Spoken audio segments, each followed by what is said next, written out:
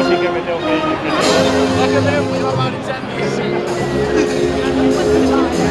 Mira, una cosa, no sé si conoceréis el museo ese de la ilustración. ¿Cómo se llama?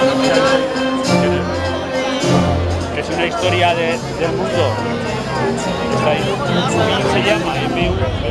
Oye, pues alguna, ya digo que me encanta, lo he repetido también.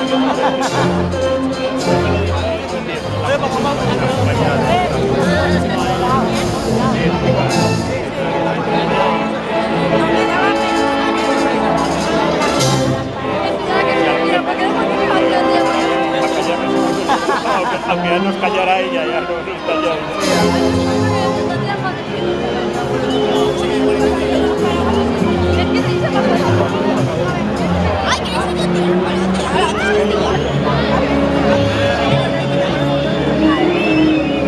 Lo de la ciudad de las ciencias y todo eso. Eso lo he visto, ya no repito, eso está ahí para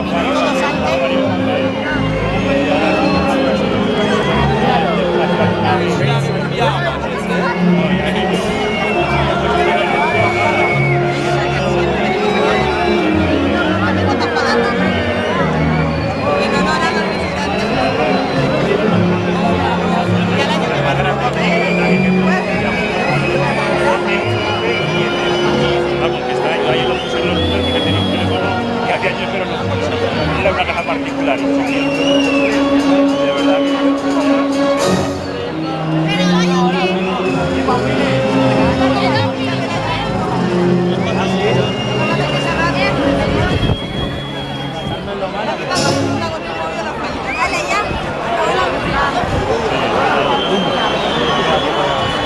¡Julio, prepárate!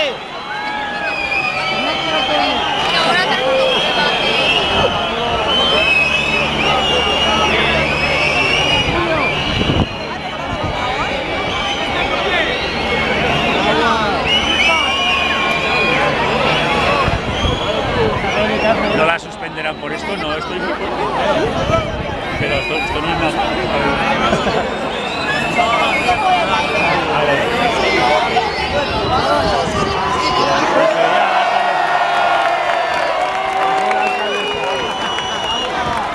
Se le ve.